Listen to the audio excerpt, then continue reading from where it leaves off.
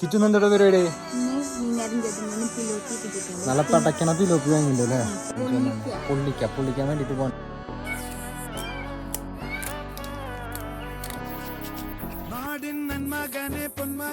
നമ്മുടെ പിലോപ്പിന്റെ മുട്ട